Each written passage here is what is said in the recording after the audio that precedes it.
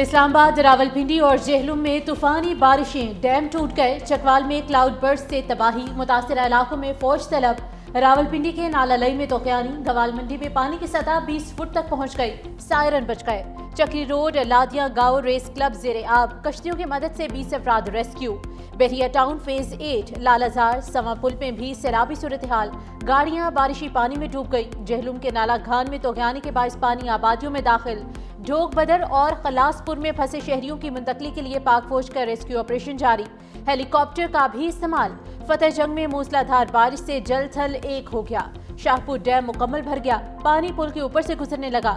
چکوال میں cloud burst کے بعد سیلابی صورتحال، چکوال، کلر کہار، سیدن شاہ میں فلڈ ایمرجنسی نافذ، ہر طرف پانی ہی پانی۔ چکوال میں سب سے زیادہ 423 ملی میٹر بارش ریکارڈ، وزیر اعظم نے ہنگامی اجلاس طلب کر لیا۔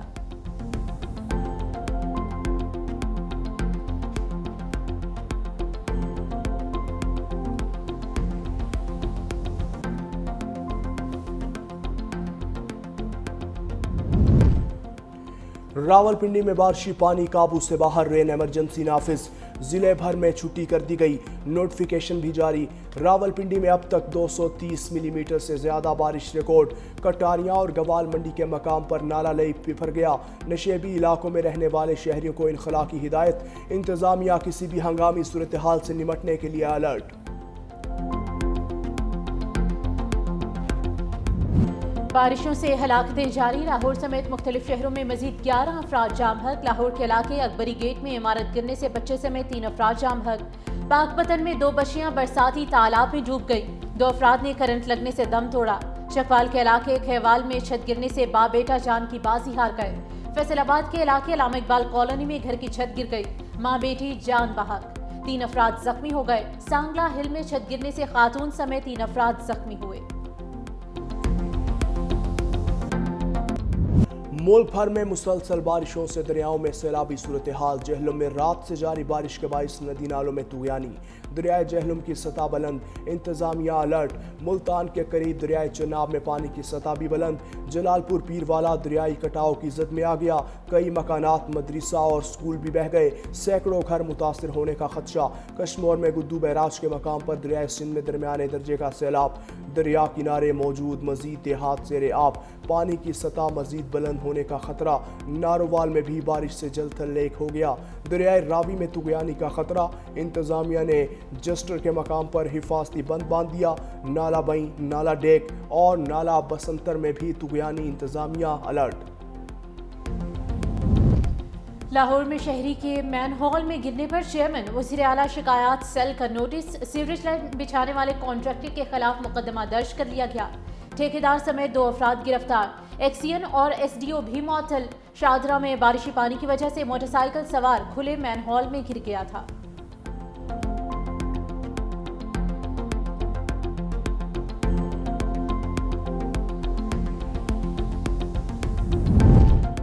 وزیر اعلیٰ سندھ مراد علی شاہ کا حیدرآباد کے بارش سے متاثرہ علاقوں کا دورہ، صوبائی وزراء شرجیل انعام میمن، جام خان شورو اور دیگر ہمراہ۔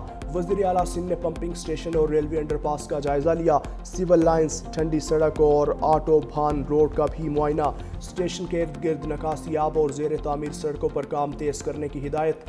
میڈیا سے گفتگو میں کہا، کچھ مقامات پر پانی ابھی تک موجود ہے، بارش کے دوران عوامی تحفظ کو یقینی بنایا جائے۔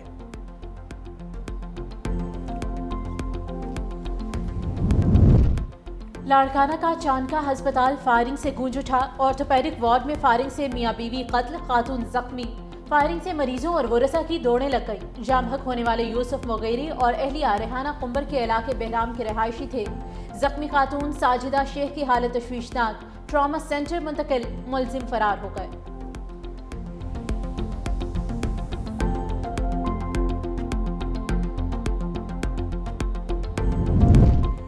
سیکیورٹی فورسز کا ضلع آوران میں operation, I S P R کے مطابق بھارتی حمایت یافتہ 3 دہشت گرد ہلاک۔ فائرنگ کے تبادلے میں میجر سید رب نواز طارق نے بہادری سے لڑتے ہوئے جام شہادت نوش کیا۔ 34 سالہ میجر رب نواز مظفر آباد کے رہائشی تھے، فرنٹ لائن پر جوانوں کی قیادت کر رہے تھے۔ پاکستانی سیکیورٹی فورسز بھارتی سپانسرڈ دہشت گردی کے خاتمے کے لیے پرعزم ہے۔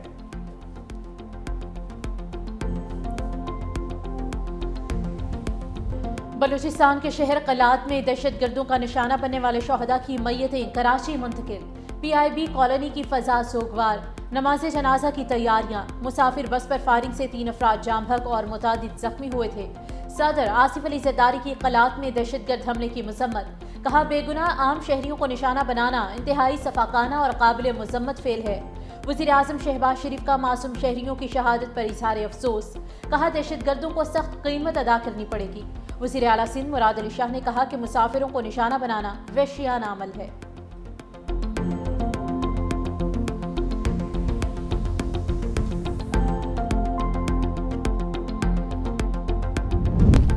علی مقام پر سوشل میڈیا پر ریاست مخالف سرگرمیوں کا الزام، national cyber crime investigation agency نے آج طلب کر لیا۔ نوٹس میں کہا پیش نہ ہونے پر دفعہ 174 کے تحت قانونی کارروائی کی جا سکتی ہے۔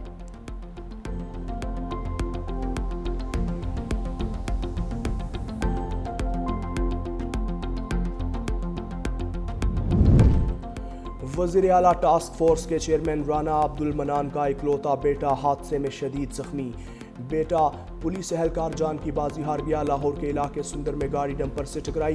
رانا عبد المنان کے بیٹے احمد کی حالت تشویشناک، انتہائی نگہداشت وارڈ میں زیر علاج جاں بحق کانسٹیبل کی عبدالستار کے نام سے شناخت، ڈمپر ڈرائیور کے خلاف مقدمہ درج کروا لیا۔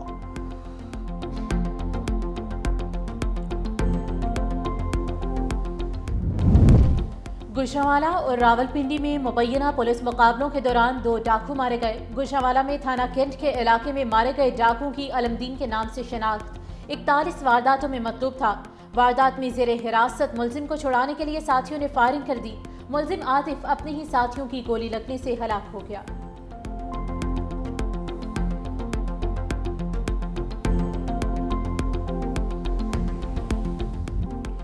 دنیا کے سب سے بڑے ایئر شو میں پاک فضائیہ کی دھوم، JF-17 تھنڈر اور C-130 طیارے برطانیہ پہنچ گئے۔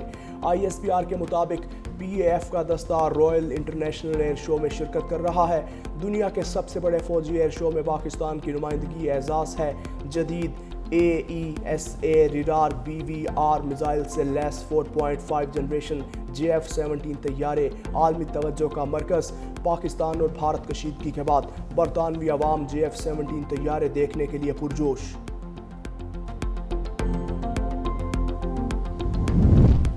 بحرین کا امریکہ میں 17 ارب ڈالر کی سرمایہ کاری کا اعلان۔ بحرین کے ولی عہد سلمان بن حمد الخلیفہ کی امریکی صدر سے ملاقات۔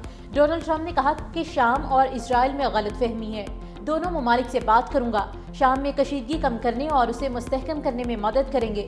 بحرینی ولی عہد سے تجارت سے متعلق بات ہوئی، بحرین کے ساتھ تجارت کریں گے۔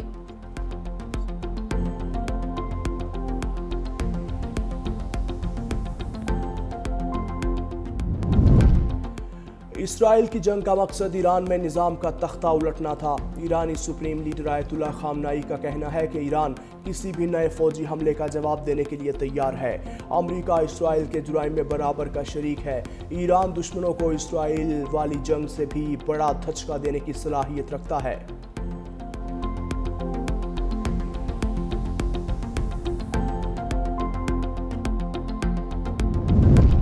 صہیونی فوج کے غزہ پر وحشیانہ حملے جاری، مزید 50 نہتے فلسطینی شہید۔ اسرائیل اور امریکہ کے زیر انتظام امدادی سینٹر پر صہیونی فورسز کا ایک اور حملہ، امداد کے منتظر 21 فلسطینی شہید، 15 فلسطینیوں کی شہادت آنسو گیس کی شیلنگ اور فائرنگ کے باعث بھگدڑ مچنے سے ہوئی۔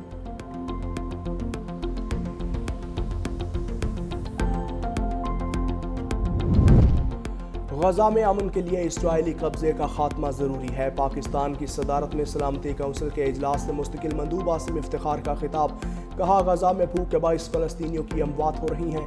غزہ میں امداد اور ایندھن کی فراہمی کو روک دیا گیا۔ غزہ میں فوری طور پر خوراک کی رسائی یقینی بنائی جائے۔ روزانہ کی بنیاد پر فلسطینیوں کا قتل عام بڑھ رہا ہے۔ غزہ میں اقوام متحدہ کے امدادی تقسیم کے اداروں کو نشانہ بنایا جا رہا ہے۔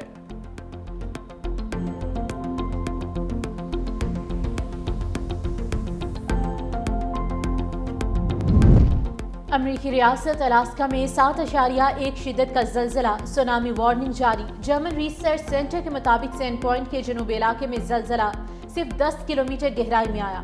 سونامی وارننگ کے بعد ریسکیو ادارے متحرک۔